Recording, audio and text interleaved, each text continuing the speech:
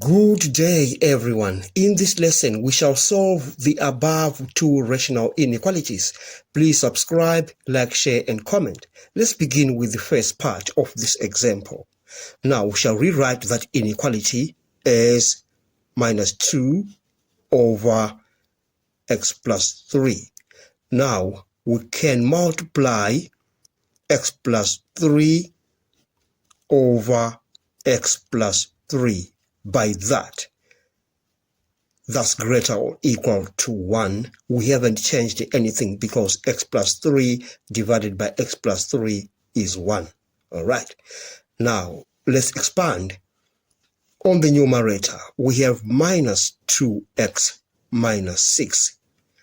That is divided by x plus 3 squared. That's greater or equal to 1.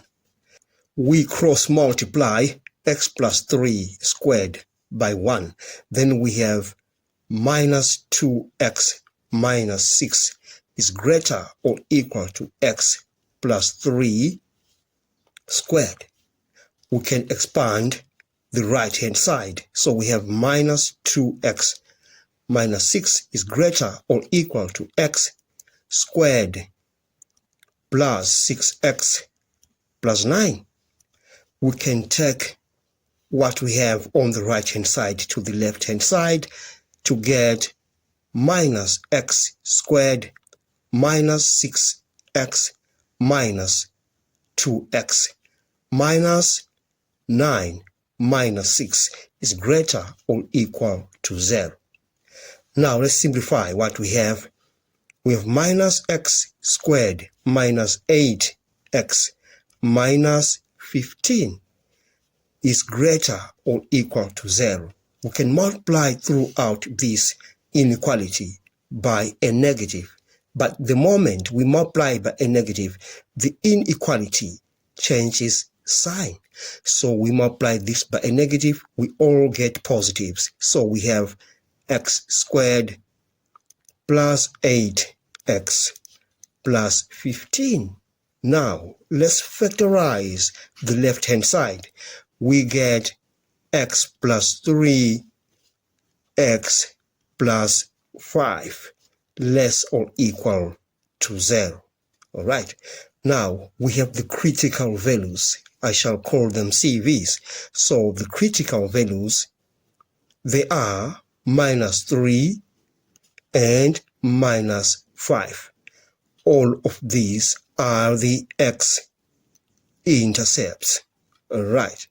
Now, we need to use the graphical method of solving inequalities. We just draw a number line, then we write down the critical values. We have minus 5 and we have minus 3. Now, if you look at that function up above, we have a greater than 0. Remember, we say when we have a function that is given by fx is equal to a x squared plus b x plus c, we say for this function, when a is greater than 0, the graph of that is concave up. And if a is less than 0, the graph is concave down. So in this case, our graph is concave up because a is greater than 0. So we have such a graph. All right. And then we are looking for the values of x for which this is less than 0. And those values of x are found in this region. Okay. So now, if we consider the original inequality, the original inequality was minus 2 over x plus 3 greater or equal to 1. All right.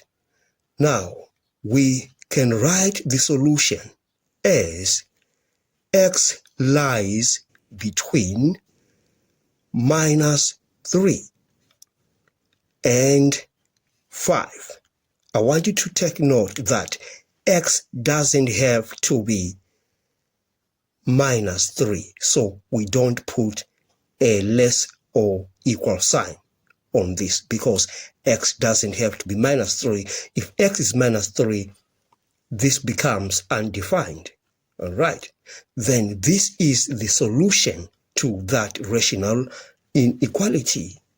Let's look at part B of this example. In part B, we shall solve this rational inequality.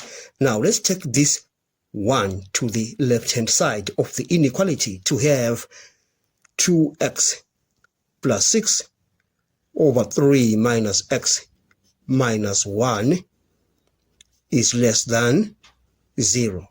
Now we shall look for the lowest common denominator. It is 3 minus x. We divide this by 3 minus x, we get 1. We say 1 times 2x plus 6. We get 2x plus 6 minus. There's already a 1 that is here. So you divide 3 minus x by 1, you get 3 minus x. And then you multiply by 1.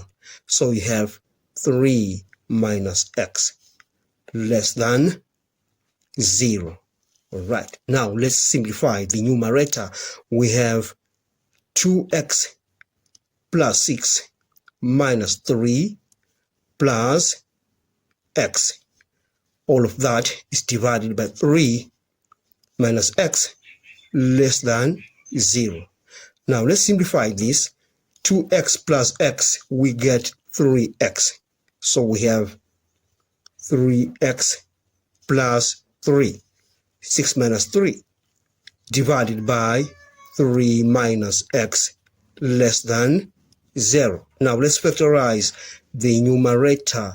We have 3 into x plus 1 divided by 3 minus x less than 0. Now I can just multiply this denominator by a negative. And the moment I multiply this by a negative to get x minus 3, the sign of the inequality changes direction. So we shall have 3 into x plus 1 divided by x minus 3 is greater than 0. Now we have our critical values in this case. So we have the CVs. I'll call them CVs. They are minus 1 for this, which is the x-intercept. And we have another critical value that is 3, which is the vertical asymptote. Now, on this number line, we need to check the regions where that inequality above is valid. Now we can check this other side. Remember, we have minus 1 on that, and we have 3. Let's check on this region, that region, and that region. All right. So we can take any number to the left-hand side of minus 1. We can take, say, minus 2. Then we say minus 2 plus 1. We get a negative result, which is divided by minus 2 minus 3. We get a negative result as well. So you divide these two, you get a positive result. So this is greater than 0, which means the inequality holds in this region. It is valid. Now let's check in this region. We take any number between minus 1 and 3. Let's take 0. We put 0 into that, we get 1. So we have a positive, which is divided by 0 minus 3. We get a negative answer, which is negative, and then that is less than 0. But our inequality is greater than 0, so we don't have the validity of that inequality in this region. Now, let's check in that other region. We take another number, say 4, because 4 is found in that region. So we say 4 plus 1, we get 5, which is a positive answer, divided by 4 minus 3 is also a positive answer. So this is actually greater than 0, which satisfies that inequality. So this region is valid. Therefore, we write our answer is x is less than minus 1 for this region going onwards. And we say all on this other right-hand side, we have x is greater than 3. That is the solution set for that inequality.